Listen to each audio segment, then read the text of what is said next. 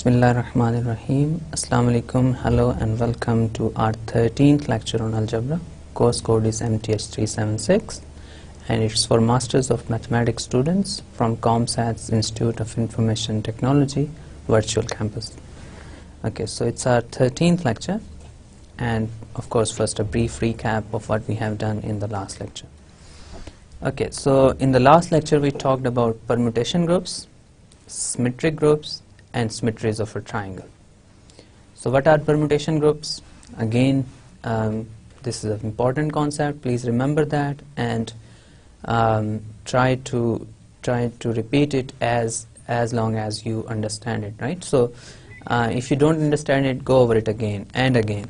It's a very crucial concept for group theory. So what is a permutation? It's a rearrangement of objects. Okay, so if you have a set, then if you consider all possible rearrangements of elements of the set or permutations of the elements of the set, then you can write them down into another set. So set of all possible permutations of a given set. Okay, for example, आपके पास एक set हो A, तो उसकी सारी की सारी possible जो permutations हैं उनको आप एक नए सेट में रख दें, तो ये आपके पास सेट है all possible permutations of the original set A. तो इसको हम सिमेट्रिक ग्रुप कहते हैं या इसको परम्यूटेशन ग्रुप कहते हैं. और इसके ऊपर हमने बाइनरी ऑपरेशन डिफाइन किया हुआ है कंपोजिशन ऑफ फंक्शंस, क्योंकि हर परम्यूटेशन खुद एक फंक्शन होता है, राइट? और ये function special kind of functions होते हैं. ये फंक्शंस कैसे होते हैं? ये सेट A से A के ऊपर होते हैं और ये 1 भी होते हैं और ऑन टू भी होते हैं. तो परम्यूटेशन क्या होती है? एक बाइजेक्टिव फंक्शन है from the set A to itself, right? इसके साथ साथ जब आपके पास परम्यूटेशन ग्रुप्स आ जाएं, फिर आपके पास सेट है, बाइनरी ऑपरेशन है, इसके ऊपर कंडीशंस जो हैं वो ट्रू हैं, तो ये आपके पास एक परम्यूटेशन ग्रुप आ जाएगा.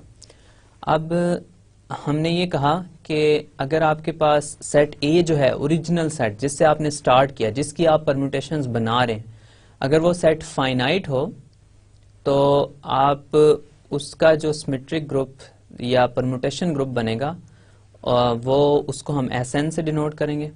लेट्स से A हमारे पास हो, उसके अंदर इतने एलिमेंट्स हों 1 2 3 up to so on n.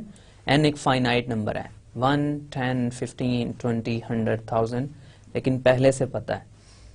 तो Sn जो है वो है सिमेट्रिक ग्रुप और इसको हम कहेंगे symmetric group of n letters और इसमें all possible permutations of A, ये इस सेट में हमने रखी. ठीक है, तो ये हमारे पास Sn है और Sn के अंदर आपको पता है कि n फैक्टोरियल एलिमेंट्स होते हैं. ओके, सो Sn जो है उसके अंदर n फैक्टोरियल एलिमेंट्स होते हैं. तो इन जनरल भी अगर आपके पास A के अंदर इवन इनफाइनाइटली मैनी एलिमेंट्स हों, तो आप उसका जो set of all possible permutations है उसको भी हम सिमेट्रिक ग्रुप ही कहेंगे. लेकिन ये जो फाइनाइट सेट वाला है ये ज़्यादा इंपॉर्टेंस वाला है, इसलिए हम इसको सिमेट्रिक ग्रुप कहते हैं. ये ज़्यादा इंपॉर्टेंस वाला भी है और इसकी हम एक्चुअल में सेंस बना सकते हैं कि ये सिमेट्रिक ग्रुप हम इसको क्यों कह रहे हैं.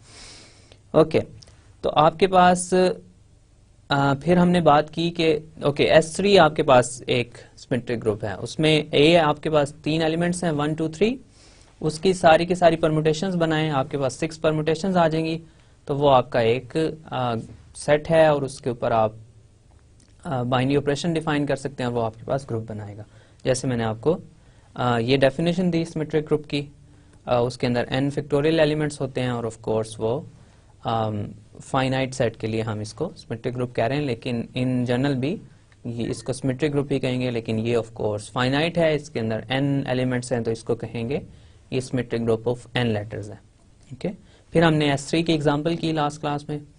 वो क्या थी कि हमने 3 एलिमेंट्स लिए, उसके सारे के सारे पॉसिबल परम्यूटेशंस लिखी, वो ये आपके पास सेट S3 आ गया, राइट? तो ये आपकी ऑल पॉसिबल परम्यूटेशंस हैं. फिर इसको हमने प्रूव किया कि ये एक्चुअली एक ग्रुप है, तो ये आपके पास सिमेट्रिक ग्रुप S3 है. लेकिन इसको हमने सिमेट्रिक ग्रुप कहा है. फिर हमने इस बारे में बात की कि इसको हमने सिमेट्रिक ग्रुप कहा क्यों है. तो फिर हमने एक इक्विलैटरल ट्राइंगल ली, यानी वो ट्राइंगल जिसकी सारी साइड्स की लेंथ भी सेम हो और सारे के सारे एंगल्स भी सेम हो, तीनों एंगल सेम हो, तीनों साइड्स की लेंथ भी सेम हो. तो इक्विलैटरल ट्राइंगल ली, उसकी हमने सिमेट्रीज फाइंड की। तो सिमेट्रीज कैसे फाइंड की?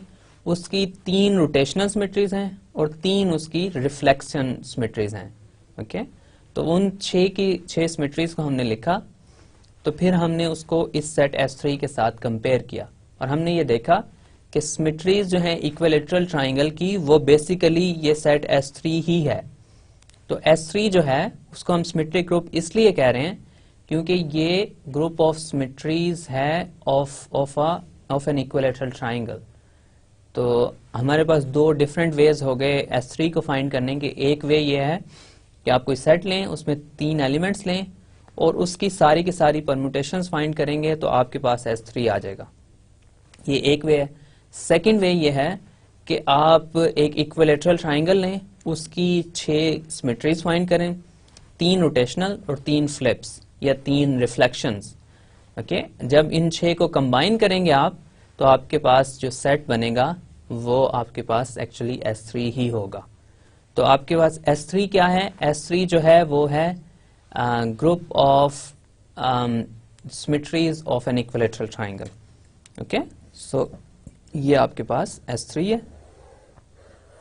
और लास्ट क्लास में जो आपने देखा था, जब हमने इक्विलैटरल ट्राइंगल की हमने सिमेट्रीज फाइंड की थी, तो वो आप उसको इस सेट से कंपेयर करके देख लें।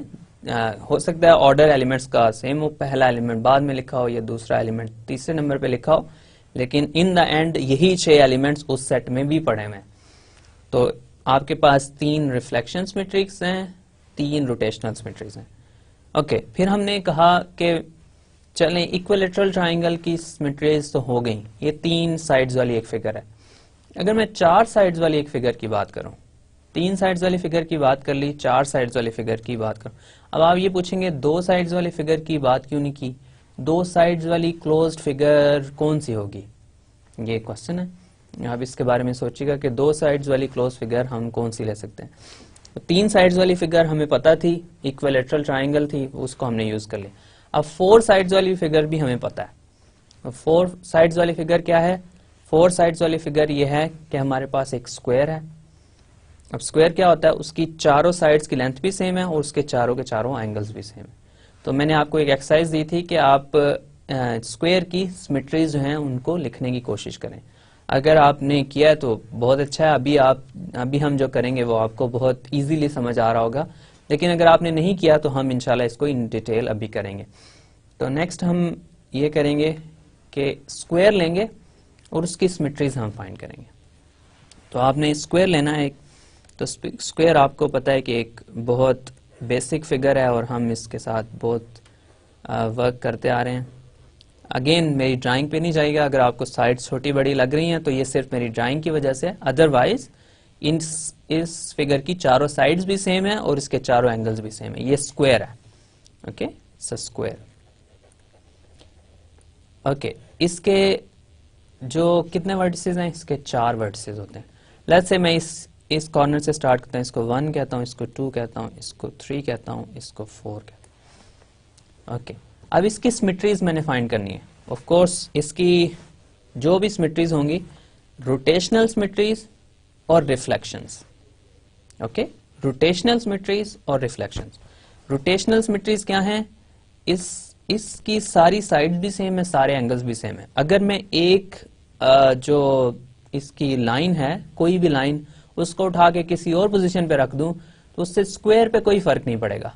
तो स्क्वायर स्टिल वही रहेगा। यही सिमेट्री का मतलब है। अगर आप उसको चेंज करें तो आपके पास जो फिगर की प्रॉपर्टीज हैं वो चेंज ना हो, राइट? तो अब मैं किसी भी साइड को उठा के किसी भी और जगह पे रख दूं तो मेरे पास इस स्क्वायर पे कोई फर्क नहीं पड़ेगा, क्योंकि लेंथ स्टिल सेम होगी और इसकी जो एंगल्स हैं वो भी सेम ही रहेंगे। ओके, तो हम इसकी रोटेशनल सिमेट्रीज अगर फाइंड करें, एक तो रोटेशनल सिमेट्री इसकी ओरिजिनल है। फिर मैं इसको मैं रोटेट करता हूँ इस डायरेक्शन में। तो ये कौन सी डायरेक्शन है? ये डायरेक्शन है एंटी क्लॉकवाइज। इसको मैं रोटेट करता हूँ एंटी क्लॉकवाइज। आप किसी भी डायरेक्शन में रोटेट कर सकते हैं, मैटर नहीं करता, लेकिन हम एंटी क्लॉकवाइज चलें, इसको रोटेट करते हैं और देखते हैं इस फिगर पे क्या फर्क पड़ता है। तो पहली रोटेशनल सिमेट्री इसकी ये हो सकती है कि आप के पास ये स्क्वायर आ जाएगा, ओके, रोटेट कर रहा हूं, तो लेट्स से मैं 4 को 1 की पोजीशन पे ले जाता हूं, 1 को 2 की पोजीशन पे ले जाता हूँ, 2 को 3 की पोजीशन पे ले जाता हूँ और 3 को 4 की पोजीशन पे ले जाता हूँ। अब ये एक इसकी रोटेशन है, राइट। अब इसकी नेक्स्ट रोटेशन क्या हो सकती है? इसकी नेक्स्ट रोटेशन ये हो सकती है कि मैं जो 4 है उसको 2 की पोजीशन पे ले जाऊँ, 1 को 3 की पोजीशन पे ले जाऊँ, 3 को 4 की पोजीशन पे ले जाऊँ, सॉरी 2 को 4 की पोजीशन पे ले जाऊँ और 3 को सॉरी 3 को यहाँ पे ले आऊँ। तो ये एक और इसकी सिमेट्री है, ठीक है। तो ओके 4 1, सो 1 2 3 4 उसी ऑर्डर में, ठीक है।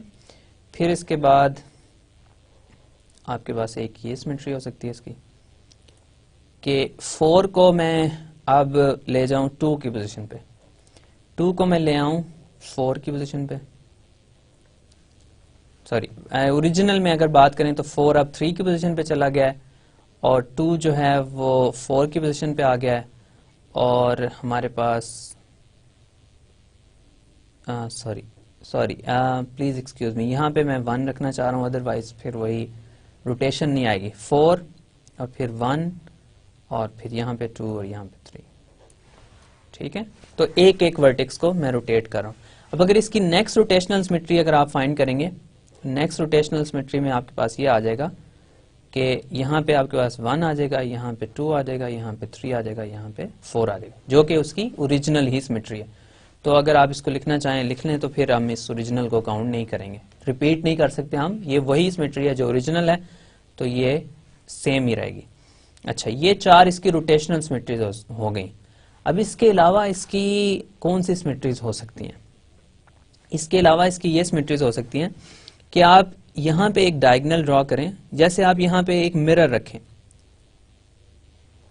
इन दोनों साइड्स के दरमियान में, तो उस इन दोनों एलिमेंट्स का आपस में मिरर इमेज क्या होगा? 3 और 4 का और 2 और 1 का। अगर मिरर आप रखेंगे स्ट्रेट तो इन दोनों एलिमेंट्स का ही रिफ्लेक्शन शो करेगा, राइट। ये नहीं हो सकता कि 1 और 3 का आपस में रिलेशन शो करे। अगर आप परपेंडिकुलर मिरर यहाँ पे रखेंगे तो 3 और 4 आपस में एक दूसरे के रिफ्लेक्शन होंगे और 1 और 2 आपस में एक दूसरे के रिफ्लेक्शन होंगे। तो एक यहाँ पे इसकी मिरर सिमेट्री या रिफ्लेक्शन ये हो सकती है कि 3 जो है वो 4 की पोजीशन पे चला जाएगा और 4 3 की पोजीशन पे, 1 जो है वो 2 की पोजीशन पे और 2 1 की पोजीशन पे चला जाएगा। ये एक इसकी मिरर सिमेट्री। अब इसके बाद आप ये कर सकते हैं कि इन दोनों साइड्स को यहां से बाइसेक्ट करें, यहां पे एक मिरर रखें। अब अगर यहां पे आप एक मिरर रखेंगे तो फिर क्या होगा?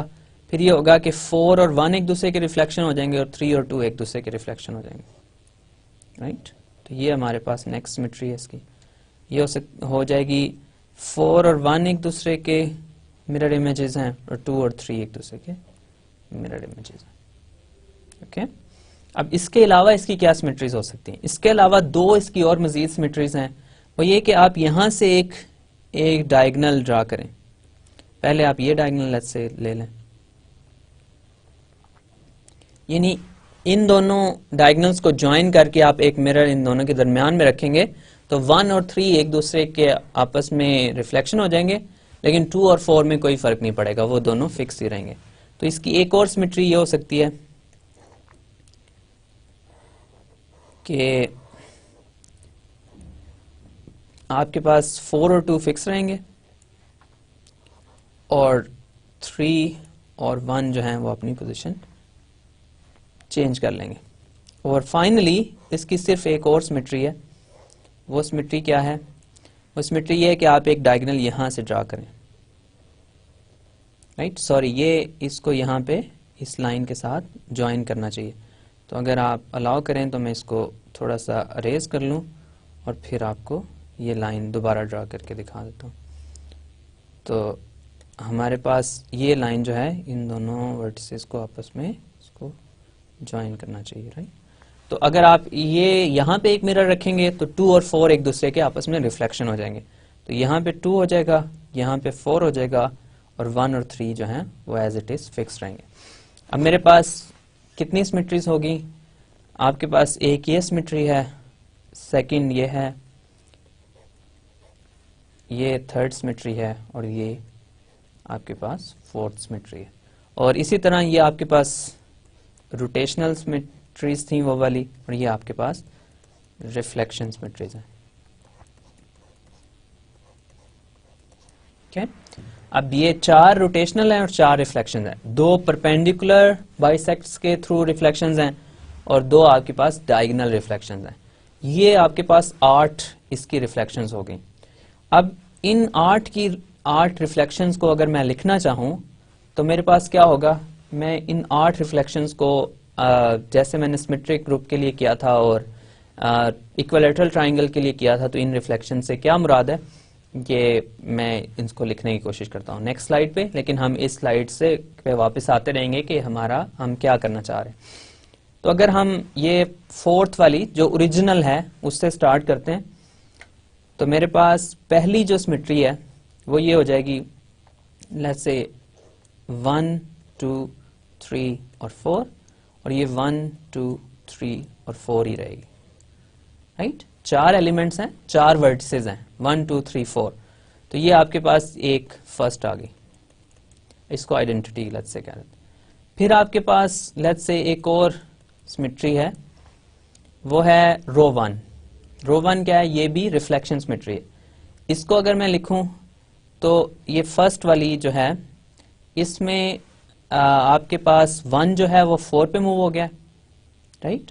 1 4 पे मूव हो गया, 2 1 पे, ओके, 1 4 पे, 2 1 पे, और 3 2 पे, और 4 3 पे, राइट? सो आपके पास यहाँ पे ये सिमेट्री क्या आएगी? ये सिमेट्री ये आएगी कि 1 जो है वो 4 पे मूव हो गया, तो आपके पास 1 4 पे मूव हो गया, 2 जो है वो 2 आपके पास है 2 1 पे मूव हो गया, 4 1, और फिर उसके बाद 2, और फाइनली 3। ये आप इसको कंपेयर कर सकते हैं। 4 जो है वो 3 पे मूव हो गया, 3 2 पे, 2 1 पे, और 1 4 पे। ये हमने सेकंड लिख ली। अब थर्ड में क्या हो रहा है? थर्ड में ये हो रहा है कि 1 जो है वो 3 पे मूव हो गया, 2 4 पे, 3 1 पे, और 4 जो है वो 2 पे मूव हो गया, राइट? सो ये इसकी एक रोटेशन है। और तो 1 जो है वो 3 पे मूव हुआ है, राइट? सो इसको रिमेंबर रखिएगा। सो रो 2 में 1 जो है वो 3 पे मूव हो गया, 1 3 पे मूव हो गया, और 2 3 4। सो 1 3 पे मूव हो गया, 3 2 4 पे, और फिर 1 पे और 2 पे, ठीक है? और फाइनली फोर्थ जो हमारे पास रोटेशनल सिमेट्री है वो ये है कि 1 2 3 4, और आपके पास ये आ जाएगा 2 और 3 और 4 और 1। ये आप देख लें लास्ट स्लाइड पे, अगर आप देखना चाहें तो 1 जो है वो 2 पे मूव हो गया, 1 वाली पोजीशन 2 हो गई है, और आपके पास जो 2 है वो 3 पे मूव हो गया, 3 4 पे, और 4 1 पे। ये आपके पास फोर्थ इसकी रोटेशनल सिमेट्री है। इसके बाद रिफ्लेक्शंस क्या हैं? रिफ्लेक्शंस हमने देखने, तो रिफ्लेक्शंस में हमारे पास फर्स्ट रिफ्लेक्शन जो है उसमें आपके पास 1 जो है 2 जो है वो 1 पे मूव, 1 जो 2 पे मूव हो गया और 2 1 पे, इसी तरह 4 3 पे और 3 1 पे। तो इसको अगर मैं लिखना चाहूँ तो ये मैं इसको लेट्स से कह देता हूँ μ1, रोटेशनल है, लेट्स से μ1 इसको कह देते हैं। तो 1 2 3 और 4। अब हमारे पास क्या था? हमारे पास ये है कि 1 2 पे मूव हो गया, 2 1 के ऊपर, 3 4 पे, और 4 3 के ऊपर, ओके? अब इसके बाद जो है सेकंड रोटेशनल सिमेट्री जो है रिफ्लेक्शन सिमेट्री है, वो उसमें क्या हो रहा है? 1 2 3 4, और हमारे पास ये मूव कैसे हो रहे हैं? सॉरी, सेकंड में ये हो रहा है कि 1 4 पे मूव हो रहा है और 4 1 पे, और 2 3 पे और 3 1 पे। 1 और 4 और 2 और 3 आपस में मूव हो रहे हैं। तो ये हमारे पास हो जाएगा 1 4 पे और 4 1 पे, 2 3 पे और 3 2 पे। तो ये हमारे पास सेकंड इसमें रोटेशन रिफ्लेक्शन सिमेट्री आ गई। अब इसके बाद लेट्स से जो दो डायगोनल सिमेट्रीज हैं उनको मैं कह देता हूँ सिग्मा 1। सिग्मा 1 क्या है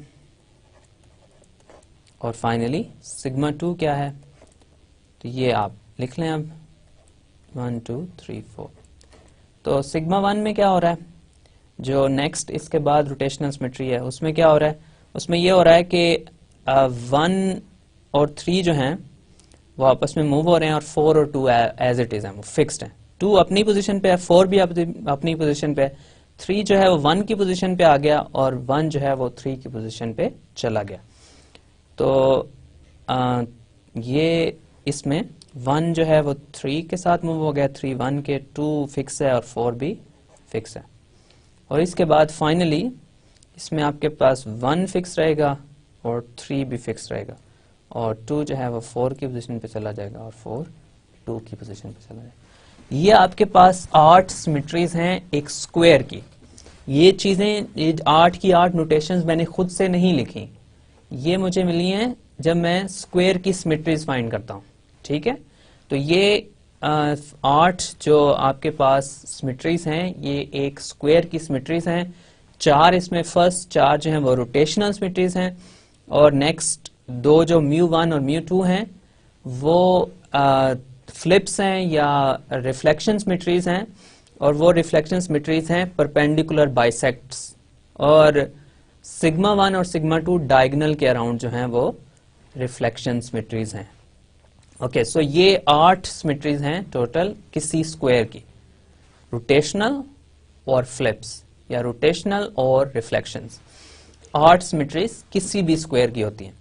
अब ये 8 सिमेट्रीज हमारे पास अगर किसी स्क्वायर की हैं और इनको मैं एक सेट के अंदर लिखूं तो क्वेश्चन ये है कि क्या ये ग्रुप बनाएगा। पहले हमारे पास ये था कि हमारे पास जो S3 था उसमें मैंने इक्विलेटरल ट्राइंगल की सारी सिमेट्रीज ली, उनको एक सेट में रखा, वो एक ग्रुप बनाता है क्योंकि वो एक सेट S3 है। ओके, तो उसको हमने ऑलरेडी चेक किया हुआ था कि वो ग्रुप बनाता है। अब ये हमारे पास एक नया ग्रुप है, इसको मैं अगर एक नाम दूं, लेट्स से मैं लिखता हूं D8। ओके, तो D8 क्या है, D8 में मैंने ये एलिमेंट्स रखे हैं। I है मेरे पास, रो 1 है, रो 2 है, रो 3 है, सॉरी इसको रो 3 होना चाहिए, और फिर उसके बाद μ1 है, μ2 है और सिग्मा 1 है और सिग्मा 2 है। ठीक है, ये 8 एलिमेंट्स हैं इसके अंदर। D8 रीजन बताऊंगा अभी D क्यों कहा है, और 8 इसके अंदर नंबर ऑफ एलिमेंट्स 8 है। राइट, इसके अंदर बाइनरी ऑपरेशन क्या होगा, इसके ऊपर बाइनरी ऑपरेशन वही होगा जो परम्यूटेशंस के ऊपर हम डिफाइन करते आ रहे हैं। तो बाइनरी ऑपरेशन इसके अंदर हम कंपोजिशन ऑफ फंक्शंस अगर लें तो क्या ये हमारे पास एक ग्रुप बनाएगा या नहीं। अच्छा, तो अगर इसके ऊपर D8 के ऊपर मैं बाइनरी ऑपरेशन डिफाइन करूं, सो FOG मैं इसके ऊपर डिफाइन करूं फॉर FG इन D8। ठीक है, तो इसमें से कोई से भी 2 एलिमेंट्स लूं तो उनकी कंपोजिशन लेनी है। ठीक है, और हमने वो रूल डिसाइड किया हुआ है, जब हम मल्टीप्लाई कर रहे हैं 2 परम्यूटेशंस को तो हम लेफ्ट से स्टार्ट करेंगे। अब ये सारी की सारी सिमेट्रीज हैं लेकिन ये खुद परम्यूटेशंस भी हैं। 4 एलिमेंट्स का अगर आप लेंगे सेट 1 2 3 4, उसकी आप परम्यूटेशंस लेंगे तो उनमें ये 8 की 8 परम्यूटेशंस भी उसमें आएंगी। ऑफ कोर्स 4 एलिमेंट का जो सेट है, 4 एलिमेंट्स का सेट जो है उसकी टोटल परम्यूटेशंस 24 बनती हैं, लेकिन उन 24 में ये 8 भी होंगी क्योंकि ये सिर्फ हम परम्यूट ही कर रहे हैं ना एलिमेंट्स को, हम इसके अलावा कुछ नहीं कर रहे, हम परम्यूट कर रहे हैं जस्ट एलिमेंट्स को। ओके, तो उनकी रीअरेंजमेंट फाइंड करें। तो जो 4 एलिमेंट्स का सेट है उसके अंदर उसकी जो परम्यूटेशन है उसके अंदर ये 8 परम्यूटेशन भी मौजूद हैं। ये हमने खुद से नहीं लिखी, ये जो हमारे पास स्क्वायर की सिमेट्रीज हैं और इसके साथ साथ ये 4 एलिमेंट्स के सेट की कुछ परम्यूटेशंस भी हैं, सारी नहीं है लेकिन कुछ हैं। ओके, तो अब हमारे पास ये 8 एलिमेंट्स हैं, इनका हमने सेट बना दिया। इसके ऊपर बाइनरी ऑपरेशन भी डिफाइन कर दिया कि हमने इनको जब मल्टीप्लाई करना है तो आपके पास जो सेट है उसमें कंपोजिशन डिफाइन करनी है, इनको कंपोज करना है, तो ये बाइनरी ऑपरेशन है, सेट भी है, बाइनरी ऑपरेशन भी है। अब इसको प्रूव करना है कि ये ग्रुप है या नहीं। अब ये बाइनरी ऑपरेशन जो है फर्स्ट ऑफ ऑल इस सेट के ऊपर क्लोज होना चाहिए। मतलब ये कि दो परम्यूटेशंस लूं इस सेट के अंदर, तो जब उनको मैं आपस में मल्टीप्लाई करूं तो रिजल्ट भी इसी सेट में आना चाहिए। ठीक है, इस ग्रुप की मैं कुछ कैलकुलेशंस करता हूं, मैं कंप्लीट नहीं करूंगा क्योंकि ये एक काफी लेंथी प्रोसीजर हो जाएगा, लेकिन मैं आपको कुछ इसकी कैलकुलेशंस करके बताता हूं कि ये वाकई एक ग्रुप बनता है। तो मेरा क्लेम मेरा ये है कि D8 with composition is a group. ठीक है, अब सबसे पहले ये चेक करना है कि ये जो D8 है इसके अंदर बाइनरी ऑपरेशन जो मैं डिफाइन करने की कोशिश कर रहा हूं ये क्लोज है। मतलब ये कि कोई से दो, ये बाइनरी ऑपरेशन की सबसे फंडामेंटल कंडीशन है कि कोई से दो एलिमेंट्स मैं इसी सेट के अंदर लूं तो जब उनके ऊपर कंपोजिशन अप्लाई करूं तो रिजल्ट भी इसी सेट के अंदर आए। अगर इस सेट से बाहर आएगा तो मैं इसको बाइनरी ऑपरेशन नहीं कह सकता। ये एक फंडामेंटल कंडीशन है बाइनरी ऑपरेशन की, राइट। तो मैं अगर कोई से दो एलिमेंट्स, आपको सब के सब चेक करने होंगे, लेकिन मैं कोई से दो एलिमेंट्स आपको 3-4 कम्बिनेशन लेके चेक करके बताता हूं कि ये वाकई एक बाइनरी ऑपरेशन है। अब आप आइडेंटिटी का किसी भी और एलिमेंट के साथ कम्बिनेशन लेंगे तो आपके पास वही एलिमेंट वापस आ जाएगा। जैसे identity times row 1 composition is row 1, इसी तरह आइडेंटिटी टाइम्स μ2 ये भी μ2 होगा। तो किसी भी और एलिमेंट के साथ कंपोजिशन लेंगे आइडेंटिटी का तो वही एलिमेंट वापस आ जाएगा। ये तो ट्रिवियल है। तो अब कोई से 2-3 और कम्बिनेशन हम लेके चेक करते हैं। लेट्स से मैं रो 1 से स्टार्ट करता हूं। तो रो 1 में मेरे पास है 1 2 3 4 जो है वो मैप हो रहा है 4 1 2 3 को, 4 1 2 3 को। तो रो 1 जो है वो मेरे पास है 4 1 और 4 1 और 2 3। ठीक है, ये मेरे पास रो 1 है। अब लेट्स से मैं एक और ले लेता हूं μ1। कोई से दो कम्बिनेशन लेने हैं तो सारे के सारे कम्बिनेशन जो हैं वो ट्रू होने चाहिए, लेकिन ये कैलकुलेशन आप खुद कीजिएगा। सारे के सारे मैं नहीं करूंगा, 3-4 मैं करके आपको बताता हूं कि ये वाकई होल्ड करता है। μ1 में क्या हो रहा है, 1 2 3 4 जो है वो मैप हो रहे हैं 2 1 4 3, 2 1 4 3, 2 1 4 3, राइट। इन दोनों का मैं आपस में मल्टीप्लाई करूं अगर, तो मेरे पास रिजल्ट भी इसी सेट में आना चाहिए। तो μ1 को मैं कंपोज करता हूं, रो 1 पहले लिख लें या μ1 डजंट मैटर। अब मेरे पास अगर ये सेट है 1 2 3 4 से ही स्टार्ट होगा, ऑफ कोर्स रो 1 से स्टार्ट करूंगा और μ1 की तरफ जाऊंगा। 1 4 पे मैप हो रहा है, रो 1 में 1 4 पे मैप हो रहा है। और अब मैंने ये चेक करना है कि μ1 में 4 किस पे मैप हो रहा है, 4 3 पे मैप हो रहा है। तो 1 जो है वो आखिरी जो एलिमेंट आएगा एंड रिजल्ट उसको लिखना है हमने इसके नीचे, 1 3 पे मैप हो रहा है। ओके, फिर 2 से स्टार्ट करूंगा तो 2 1 पे मैप हो रहा है। और फिर नेक्स्ट परम्यूटेशन में देखना है 1 किस पे मैप हो रहा है, 1 यहाँ पे 2 पे मैप हो रहा है, तो आखिरी रिजल्ट लिखना है 2 2 पे मैप हो रहा है।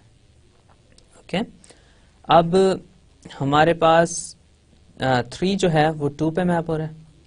अब यहाँ पे नेक्स्ट परम्यूटेशन में जाना है और देखना है 2 किस पे मैप हो रहा है, 2 यहाँ पे 1 पे मैप होता है, 1 लास्ट रिजल्ट है, लास्ट रिजल्ट लिखना है यहाँ पे।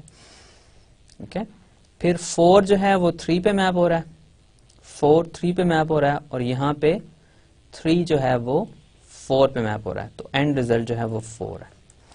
तो अब मेरे पास ये आ गया कि रो 1 कंपोजिशन विद μ1 जो है वो आ रही है 1 2 3 4 मैप हो रहे हैं 3 2 1 4 पे।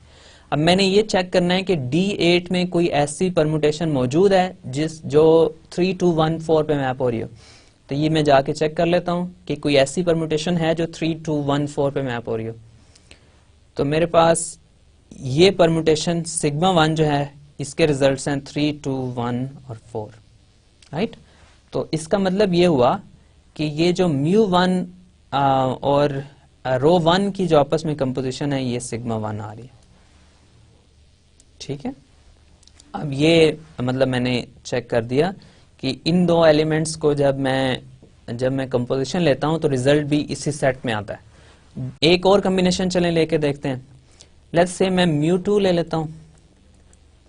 μ2 मेरे पास है, μ2 क्या है, μ2 ये है कि 1 2 3 4 जो मैप हो रहे हैं वो है 4 3 2 1 पे, 4 3 2 1 पे।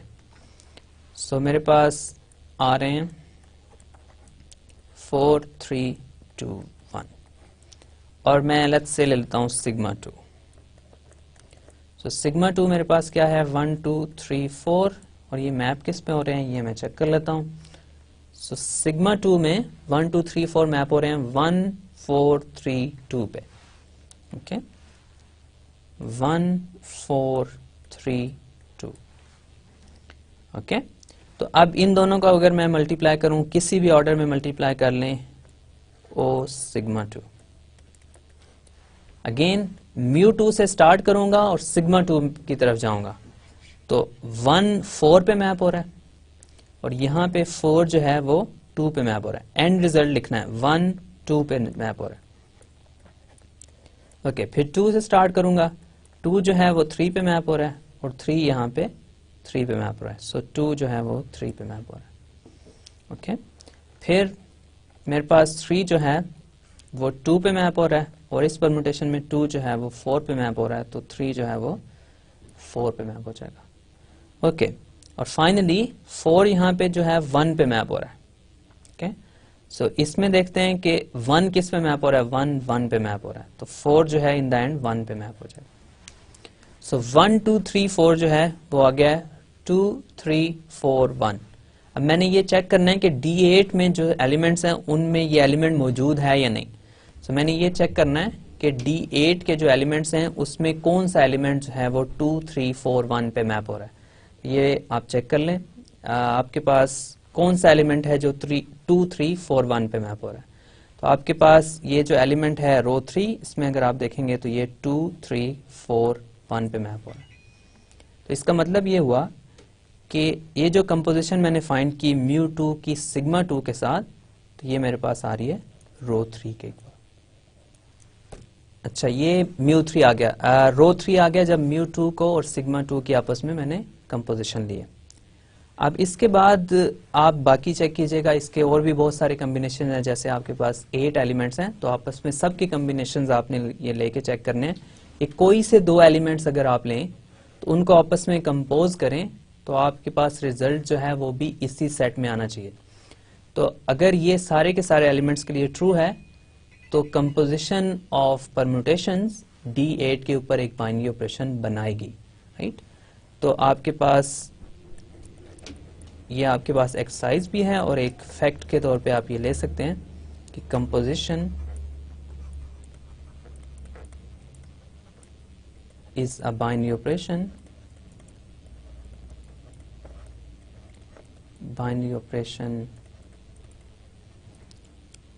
ऑन D8, ठीक है। मैंने आपके पास 2 कम्बिनेशन चेक किए हैं, आइडेंटिटी के साथ सबके कम्बिनेशन वैसे ट्रिवियल हैं। तो आप ये बाकी कम्बिनेशन लेके चेक कीजिएगा कि सारे के सारे कम्बिनेशंस जो हैं उनको जब कंपोज करेंगे तो रिजल्ट इसी सेट में आएगा, ओके। तो आपके पास हमने ये प्रूव कर दिया आपकी हेल्प के साथ, जब आप इसको कंप्लीट कर लेंगे कि कंपोजिशन जो है वो बाइनरी ऑपरेशन है D8 में। सेट भी मिल गया, बाइनरी ऑपरेशन भी मिल गया। अब 3 कंडीशंस हैं बाकी जो आपने चेक करनी है। वो कंडीशंस क्या हैं? फर्स्ट कंडीशन ट्रिवियल है।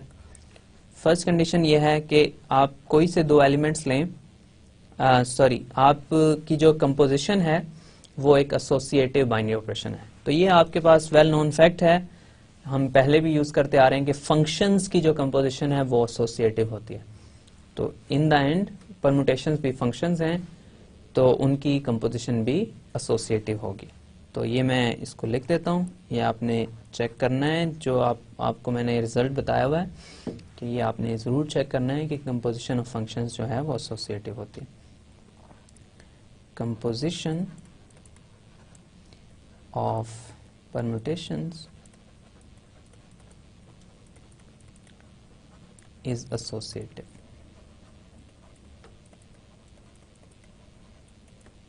ओके, तो ये हमारे पास आ गया। अब इसके बाद हमने क्या चेक करना है, कंपोजिशन एसोसिएटिव है, हमें एक आइडेंटिटी एलिमेंट चाहिए D8 में, और हमें ये भी चाहिए कि D8 के सब एलिमेंट्स का इन्वर्स भी एग्जिस्ट करता है। ठीक है, तो आइडेंटिटी एलिमेंट क्या है D8 में? आइडेंटिटी एलिमेंट आपको पहले ही पता है, वो है 1 2 3 4 और 1 2 3 4। तो मतलब जो फिक्स सब एलिमेंट्स को फिक्स रखता है वो आपके पास एलिमेंट आइडेंटिटी एलिमेंट है। इसको किसी भी एलिमेंट के साथ कंपोजिशन लेंगे आपके पास वही एलिमेंट वापस आ जाएगा। तो I is equal to this is the identity element of D8। ठीक है, अब ये सेकंड कंडीशन है आपके पास। अब थर्ड कंडीशन ऑफ कोर्स थोड़ी लेंथी है। थर्ड कंडीशन में आपने ये चेक करना है कि हर एलिमेंट का आपके पास इनवर्स एग्जिस्ट करता है। तो आइडेंटिटी आपके पास जो एलिमेंट है IOI इज I, तो आइडेंटिटी जो है वो खुद ही अपना इनवर्स है। अब इसके बाद रो 1 ऑफ कोर्स आपने चेक करना। तो रो 1 आपके पास जो एलिमेंट है वो हमें देखना है कि वो क्या है। तो रो 1 जो है वो 1 2 3 4 को 4 1 2 3 पे मैप करता है, राइट। सो रोटेशन है 4 1 2 3 पे मैप हो रही है। सो हमारे पास आ जाएगा 4 1 2 3, ये रो 1 है। अब सबसे पहले यही चेक करना चाहेंगे हम कि रो 1 कहीं अपना खुद ही तो इन्वर्स नहीं है। तो ये हम चेक करके देख लेते हैं, हो सकता है कि हमें ज़्यादा कैलकुलेशंस ना करनी पड़े और रो 1 खुद ही अपना इन्वर्स हो। तो रो 1 को कंपोज करें रो 1 के साथ। तो आपके पास क्या आएगा, फर्स्ट से स्टार्ट करना है और फिर सेकंड में जाना है। 1 4 पे मैप हो रहा है, राइट। 1 4 पे मैप हो रहा है और 4 जो है वो 3 पे मैप हो रहा है। तो इन द एंड 1 जो है वो 3 पे मैप हो जाएगा। Okay, right.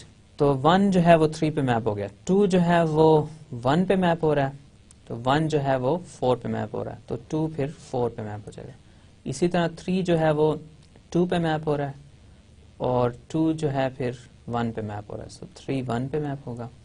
और 4 जो है वो 3 पे मैप हो रहा है और 3 आपके पास 2 पे मैप हो रहा है, तो हमारे पास 4 जो है वो 2 पे मैप हो रहा है। तो ये क्लियरली आपके पास आइडेंटिटी नहीं है। ओके, सो रो 1 खुद अपना इन्वर्स नहीं है। तो रो 1 का इन्वर्स फिर क्या हो सकता है, आप ट्राई करना पड़ेगा, जाहिर है सारे एलिमेंट्स को लेके। सो रो 2 के साथ ट्राई करते हैं, हो सकता है हमें रो 2 जो है वो रो 1 का इन्वर्स हो जाए। तो रो 2 क्या है आपके पास, रो 2 के लिए मुझे ये देखना है कि 1 2 3 4 जो है वो 3 4 1 2 पे मैप हो रहा है। 3 4 1 2। ओके, सो रो 2 में 3 4 1 2।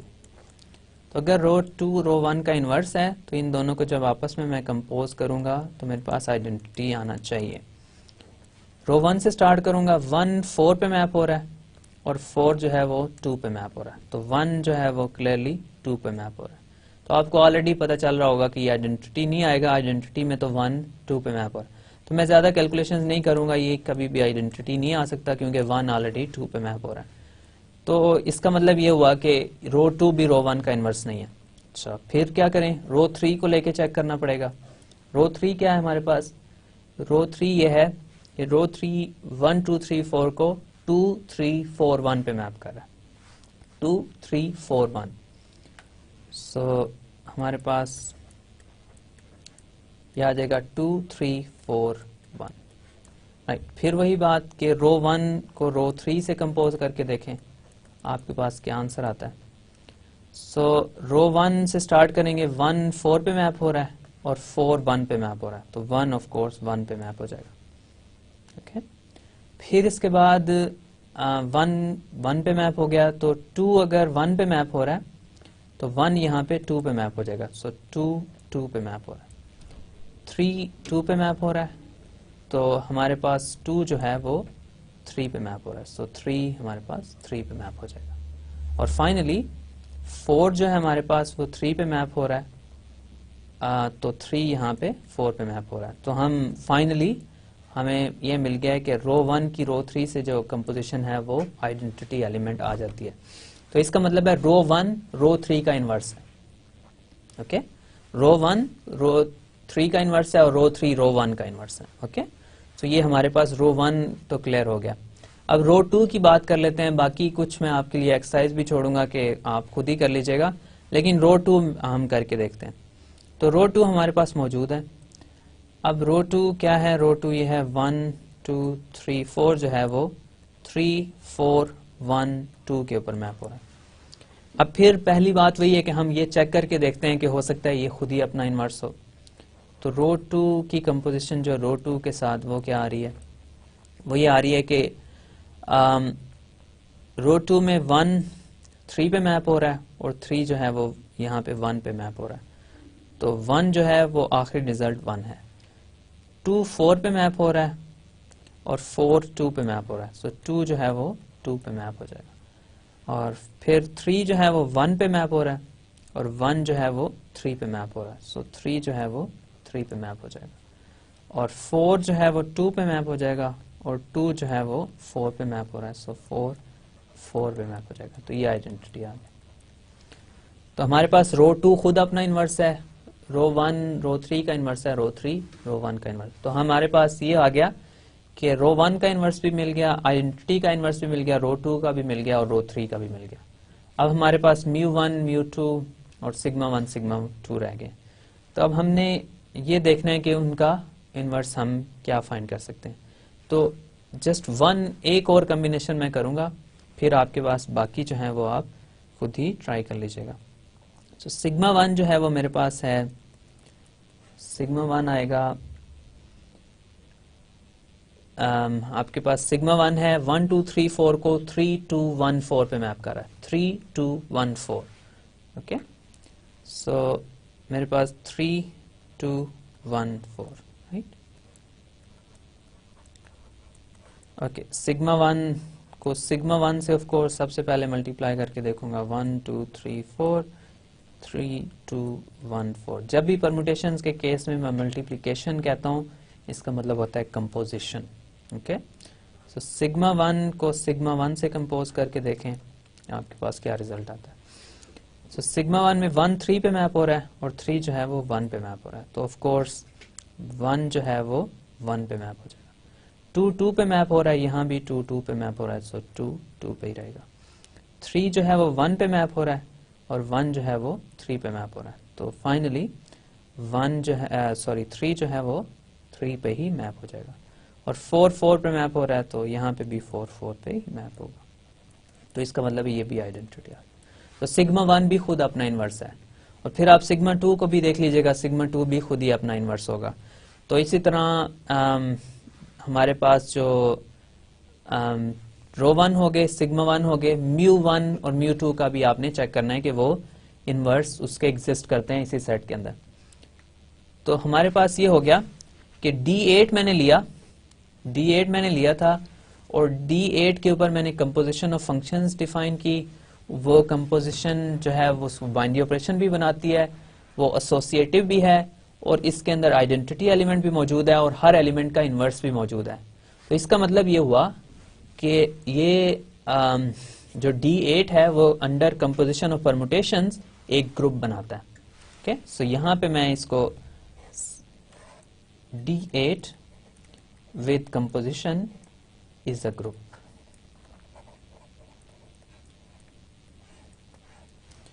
ओके, सो ये आपके पास आ गया। D8 एक ग्रुप है अंडर कंपोजिशन ऑफ फंक्शंस।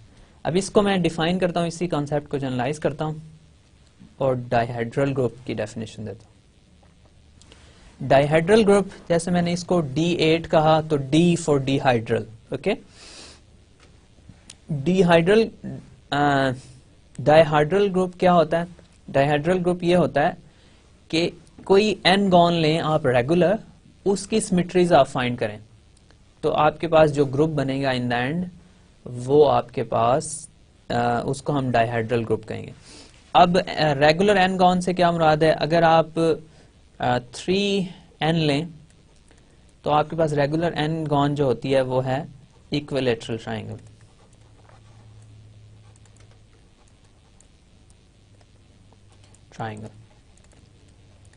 ठीक है, अगर आप n इज इक्वल टू 4 लेंगे तो आपके पास जो रेगुलर एन गॉन है वो है स्क्वायर। ओके, अगर n इज इक्वल टू 5 लेंगे तो आपके पास 5 गॉन आ जाएगी ऑफ कोर्स, राइट, और वो उसको आप गालिबन पेंटागॉन भी कहते हैं। वो क्या होती है, वो कुछ इस तरह की फिगर होती है, 1 2 3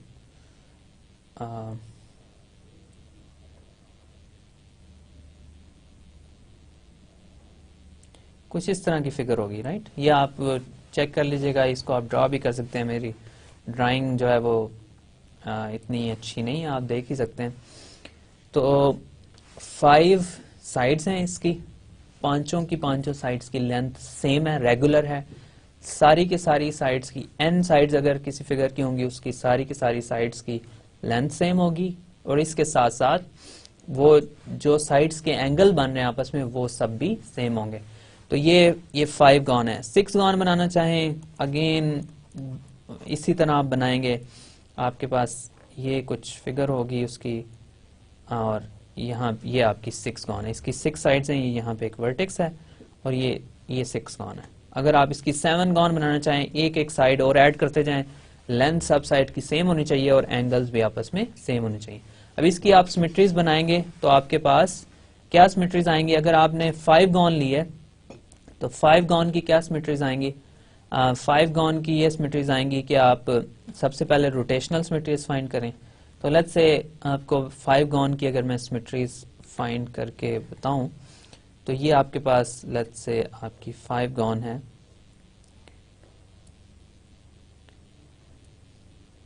राइट। तो ये कुछ इस तरह की फिगर आएगी। तो लेट्स से यहां से हम स्टार्ट करते हैं 1 2 3 4 और 5, ठीक है।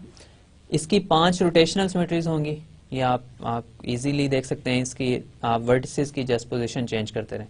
तो फॉर एग्जांपल अब बार बार मुझे ये फिगर ड्रा करनी पड़ेगी, लेकिन आप मतलब आप ये क्लियरली देख सकते हैं। जैसे लेट्स से 1 को मैं यहाँ पे मूव कर दूं, 5 यहाँ पे आ जाएगा, फिर यहाँ 2 आ जाएगा, यहाँ 3 आ जाएगा, यहाँ 4 आ जाएगा। तो ये आपकी एक इसकी रोटेशनल सिमेट्री है। 5 इसकी सिमेट्रीज होंगी रोटेशनल, ठीक है। फिर इसके बाद आप क्या करेंगे, इसके बाद आप ये करेंगे कि ये जितने भी वर्टिसेस हैं इनकी आपस में ये वर्टेक्स है, इससे यहाँ पे एक परपेंडिकुलर ड्रॉ करेंगे तो आपके पास एक रिफ्लेक्शन सिमेट्री आ जाएगी। फिर इस वर्टेक्स से यहाँ पे इस वर्टेक्स से यहाँ पे एक ड्रॉ करेंगे तो आपके पास एक रिफ्लेक्शन सिमेट्री और आ जाएगी।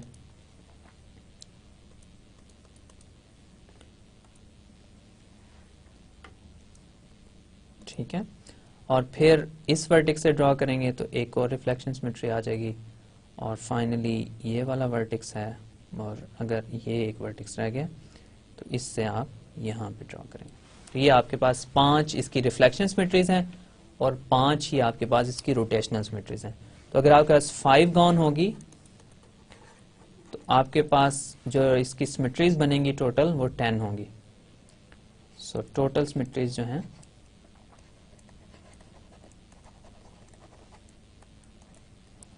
वो 10 होंगी, ठीक है। अच्छा, इसी तरह अगर इन जनरल आपके पास n गॉन होगी तो आपके पास टोटल सिमेट्रीज जो हैं उसकी बनेगी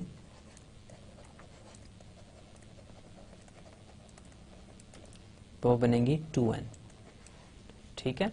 अब ये जो ग्रुप है symmetries of a regular n gone, right, 5 gone 6 gone 7 gone, सिर्फ आपने साइड्स जो है ना उनका नंबर इंक्रीज कर रहे हैं किसी भी फिगर में, और साइड्स की लेंथ जो है ना वो सेम रहेगी, और एंगल्स जो हैं वो सारी साइड्स के दरमियान वो भी सेम होंगे, राइट। तो रेगुलर एन गॉन है इसलिए सारी साइड्स की लेंथ सेम होगी और दरमियान में जो एंगल्स बन रहे हैं वो भी सेम होंगे। तो जो एन गॉन है उसकी जो टोटल सिमेट्रीज आप रोटेशनल और रिफ्लेक्शंस जब आप फाइंड करेंगे तो वो 2n आएंगी। तो इस ग्रुप को जिसको हम कहते हैं D2n, वो है the group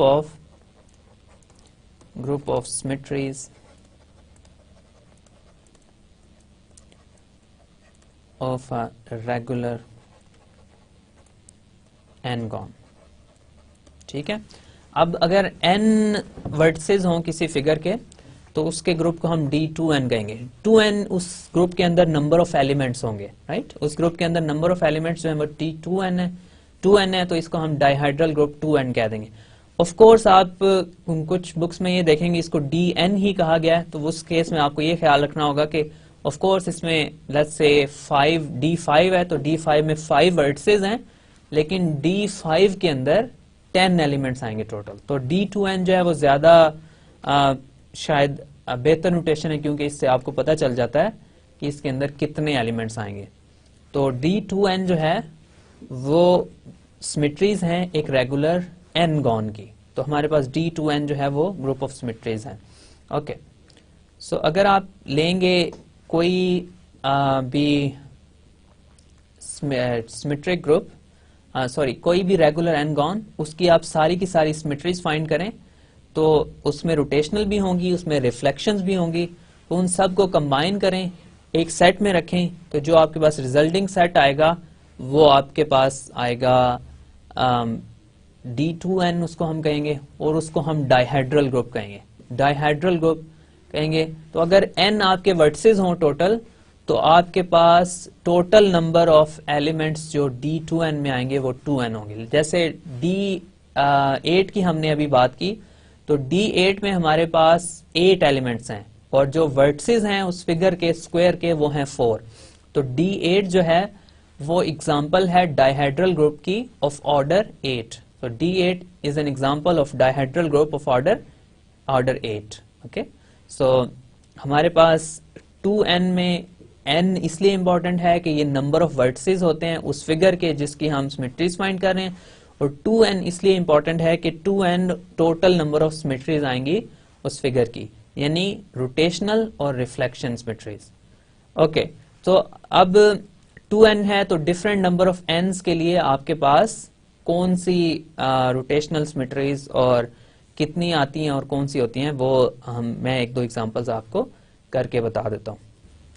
राइट, सो अगर हमारे पास n हो, n हमारे पास 2 हो, तो अब जैसे मैंने आपको कहा कि 2-गॉन जो है वो कौन सी फिगर होगी हमारे पास, रेगुलर 2-गॉन। तो हमारे पास क्लोज रेगुलर जो है फिगर दो साइड्स वाली एग्जिस्ट नहीं करती। आप इसको सोचिएगा इसके बारे में कि हमारे पास जो D4 है वो हमारे पास एग्जिस्ट नहीं करता, राइट। अब हमारे पास n इज इक्वल टू 3 जो है हमारी पहली पॉसिबिलिटीज है। सो n इज इक्वल टू 3 क्या है, हमारे पास इक्विलेटरल ट्राइंगल है, इक्विलेटरल ट्राइंगल, राइट। हमारे पास इक्विलेटरल ट्राइंगल है और इसकी सारी की सारी हमने सिमेट्रीज फाइंड की। तो D6 जो है वो एक्चुअली ग्रुप है S3। Symmetries of an equilateral triangle हमने चेक किया कि वो हमारा ग्रुप S3 है। इसके बाद हमारे पास n इज इक्वल टू 4 था, तो हमारे पास स्क्वायर है, राइट, 4-गॉन, राइट। सो 4-गॉन हमारे पास स्क्वायर है और D8 हमारे पास है डाइहाइड्रल ग्रुप ऑफ ऑर्डर 8। और अगर हमारे पास n इज इक्वल टू 5 हो तो हमारे पास आती है पेंटागन, और वो हमारे पास dihedral group of order 10, sorry order 10। okay? तो हमारे पास D10 जो है उसमें सेट D10 हमने फाइंड करना है। तो ऑफ कोर्स सेट में वर्टिसेस जो होंगे 1 2 3 4 और 5 होंगे, और आपके पास फिगर जो है वो एक पेंटागन होगी जिसके 5 वर्टिसेस हैं, right. So let's say this 1 2 3 4 और 5। ओके, तो अब ये इसके सारे के सारे वर्टिसेस हैं। तो हमने इसकी कुछ रोटेशनल सिमेट्रीज फाइंड करनी है। तो रोटेशनल सिमेट्रीज लेट्स से आपके पास ये हो जाएंगी, रोटेशनल सिमेट्रीज आपके पास हो जाएंगी 1 2 3 4 और 5। फर्स्ट वन तो ओरिजिनल है 1 2 3 4 और 5। फिर इसके बाद रो 1 जो है वो क्या हो जाएगी, रो 1 आपने फाइंड करनी है, तो रो 1 के लिए आप हो जाएगा 1 2 3 4 5। 1 को 2 की पोजीशन पे ले जाएंगे, 5 1 की पोजीशन पे आ जाएगा, तो 5 से स्टार्ट होगा और 5 के बाद आपके पास आ जाएगा 5 1 2 3 और 4। फिर इसके बाद रो 2 जो है वो आ जाएगी 1 2 3 4 और 5 और आपके पास आ जाएगा 4 5 1 2 और 3।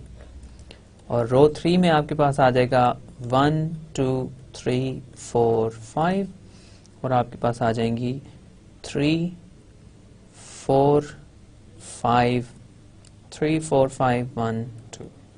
और फाइनल रोटेशनल सिमेट्री जो है वो है रो 4, वो हमारे पास आ जाएगी 1 2 3 4 5 और 2 3 4 5 1। ओके, अगर आप इसके बाद नेक्स्ट आप रोटेशनल सिमेट्री करेंगे तो वो आपके पास ओरिजिनल रोटेशन जो है वो वापस आ जाएगी। अब आपके पास एक्सरसाइज इसमें यह है, एक्सरसाइज ये है कि फाइंड ऑल रिफ्लेक्शन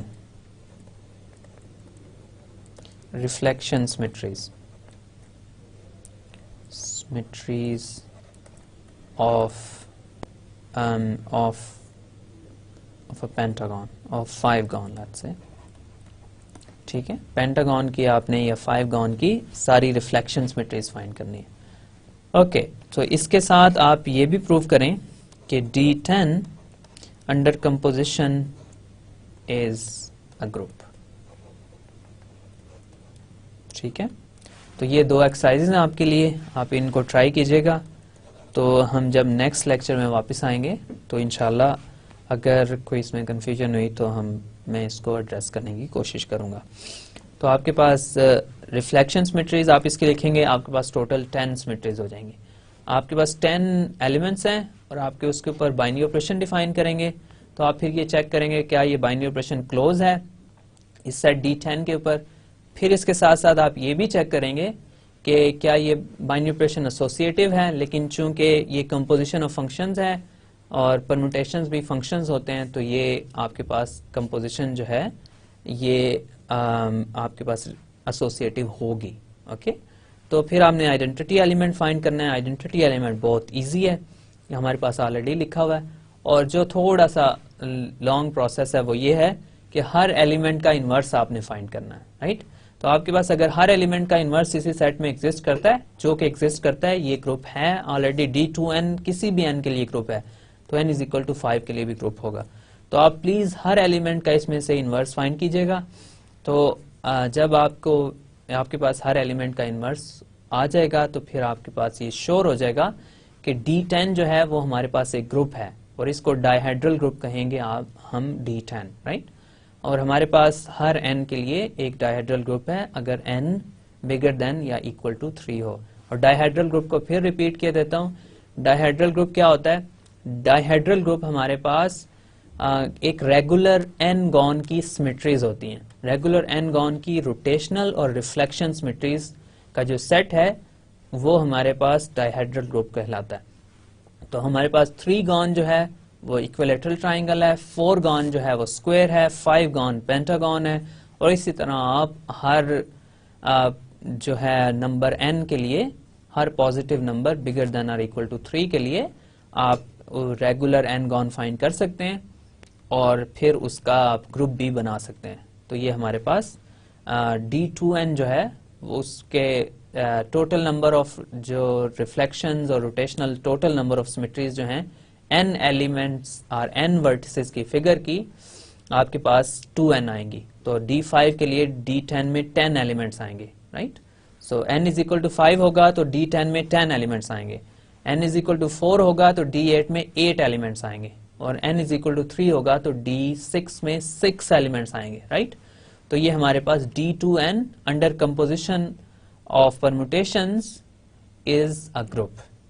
ओके, तो अब हमारे पास लेक्चर का टाइम थोड़ा चूंकि थोड़ा फिनिश हो रहा है, तो आपके लिए मैं इस आज का लेक्चर समराइज कर देता हूँ। तो जब हम नेक्स्ट लेक्चर में आएंगे तो हम ये जो परमुटेशन की हमने नोटेशन लिखी है, 2 लाइंस में हम लिखते हैं, ऊपर ओरिजिनल एलिमेंट्स लिखते हैं, फिर ये लिखते हैं कि हमारे पास वो किन एलिमेंट्स के ऊपर मैप हो रहे हैं। तो नेक्स्ट लेक्चर में हम इस नोटेशन को थोड़ा शॉर्ट करेंगे और हम अपने लिए जो परमुटेशंस लिखने का जो मेथड है उसको मजीद ब्रीफ करेंगे। तो जब नेक्स्ट लेक्चर हम फिनिश करेंगे तो होपफुली ये जो परमुटेशंस हैं ये हमारे पास और भी सिंपल हो जाएंगी और हमारे पास एक बहुत शॉर्ट हैंड नोटेशन इसकी आ जाएगी। और फिर उसी नोटेशन को यूज करते हुए हम जो सिमेट्रिक ग्रुप्स हैं उनके कुछ सब ग्रुप्स भी फाइंड करेंगे। कुछ सब ग्रुप्स हमें ऑलरेडी मिल चुके हैं, इनको हमने अभी तक सब ग्रुप नहीं कहा, लेकिन इनको हम लेटर ऑन सब ग्रुप कहेंगे जो हम ऑलरेडी फाइंड कर चुके हैं। तो इंशाल्लाह नेक्स्ट लेक्चर में हम इसी कॉन्सेप्ट को आगे लेके चलेंगे। तो आज के लेक्चर में हमने क्या किया, इसकी हम समरी देख लेते हैं। राइट, तो आज के लेक्चर में हमने बहुत ज़्यादा काम नहीं कर सके हम, क्योंकि हमारी कैलकुलेशंस काफ़ी लंबी थी, लेकिन हमने सिमेट्रीज ऑफ अ स्क्वायर से स्टार्ट किया। हमने एक स्क्वायर लिया, ऑफ कोर्स उसकी 4 साइड्स भी सेम है, उसके दरमियान में एंगल्स भी सारे सेम है, तो ये रेगुलर फोरगॉन है। इसकी आपने सारी की सारी हमने सिमेट्रीज फाइंड की। रोटेशनल सिमेट्रीज 4 हैं इसकी, फिर इसकी 4 रिफ्लेक्शन सिमेट्रीज हैं। रिफ्लेक्शन सिमेट्रीज कैसे हैं, 2 आप परपेंडिकुलर्स ड्रॉ करेंगे जो दो साइड्स को आपस में बाइसेक्ट कर रहे होंगे, तो उनके अंडर आप रिफ्लेक्शंस फाइंड करेंगे। फिर आप डायगोनल्स ड्रॉ करेंगे तो 2 उससे आपको इसकी रिफ्लेक्शन सिमेट्रीज मिल जाएंगी। तो टोटल 8 सिमेट्रीज हैं एक स्क्वायर की। तो आपने उन सारी की सारी 8 सिमेट्रीज को एक सेट में लिखा। तो फिर हमने ये शो किया कि जो नया सेट हमें मिला है ये हमारे पास एक ग्रुप बनाता है। राइट, इस सेट को हमने D8 कहा। फिर हमने डेफिनेशन दी कि डायहेड्रल ग्रुप क्या होता है। डायहेड्रल ग्रुप ये होता है कि वो symmetries of a regular n gone होती है। तो D2n जो है वो है symmetries of a regular n gone. अब 3 अगर n हो तो जो रेगुलर 3 गॉन है वो इक्विलेटरल ट्राइंगल है। रेगुलर से मुराद ये है कि सारी साइड्स जो हैं वो उस फिगर की सेम होंगी और उसके दरमियान में एंगल्स भी सेम होंगे। तो जो रेगुलर 3 गॉन है वो इक्विलेटरल ट्राइंगल है, जो रेगुलर 4 गॉन है वो एक स्क्वायर है, जो रेगुलर 5 गॉन है वो पेंटागॉन है। इसी तरह आप हर ऑर्डर की एक रेगुलर n गॉन फाइंड कर सकते हैं। फिर ये जो हमने ग्रुप बनाया स्क्वायर की सिमेट्रीज का, ये हमारे पास एक डायहेड्रल ग्रुप है। और डायहेड्रल ग्रुप ये कैसा है, इसमें 8 एलिमेंट्स हैं और ये 4 एलिमेंट्स 4 वर्टिसेस की फिगर की सिमेट्रीज हैं। राइट, सो D2n जो है वो सिमेट्रीज हैं n गॉन की। राइट, सो 4 के लिए D8 होगा। राइट, तो इसके बाद हमने कहा कि n = 5 अगर लेंगे हम तो हमारे पास एक पेंटागन आएगी। उसकी सिमेट्रीज क्या होंगी, उसकी जो रोटेशनल सिमेट्रीज हैं वो मैंने लिख दी हैं।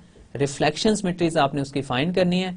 और फिर आप जब उन 10 सिमेट्रीज को एक सेट में लिखेंगे तो आपके पास आपने ये प्रूव करना है कि वो 10 सिमेट्रीज जो हैं वो कंबाइन करके आपके पास एक ग्रुप बनाती हैं। राइट, रोटेशनल और रिफ्लेक्शन सिमेट्रीज को एक सेट में रखें और उनके ऊपर बाइनरी ऑपरेशन डिफाइन करें, कंपोजिशन ऑफ परमुटेशंस। तो जब ये दोनों हम डिफाइन कर लेंगे तो हमारे पास जो हमारे पास सेट है D10 वो आपके पास कंपोजिशन ऑफ फंक्शंस के साथ एक ग्रुप बनाएगा। इसी तरह इन जनरल ये ट्रू है कि D2n कंपोजिशन ऑफ फंक्शंस के साथ, कंपोजिशन ऑफ परम्यूटेशंस के साथ आपके पास एक ग्रुप बनाता है। Right, so D2n under composition is a group in general. Okay, so next lecture में हम क्या करेंगे, नेक्स्ट लेक्चर में हम परम्यूटेशंस लिखने की जो नोटेशन है उसको थोड़ा मोर फॉर्मल करेंगे, उसको शॉर्ट करेंगे और फिर इंशाल्लाह उसको यूज करते हुए हम जो हमारे सिमेट्रिक ग्रुप्स हैं जैसे S3 है, S4 है, S5 है, उनके कुछ सब ग्रुप्स फाइंड करने की कोशिश करेंगे जो खुद बहुत इंपॉर्टेंट सब ग्रुप्स हैं। तो इंशाल्लाह हम नेक्स्ट लेक्चर में इस कॉन्सेप्ट को लेके आगे चलेंगे। तो until then, thank you very much for your attention and I'll see you again in the next lecture.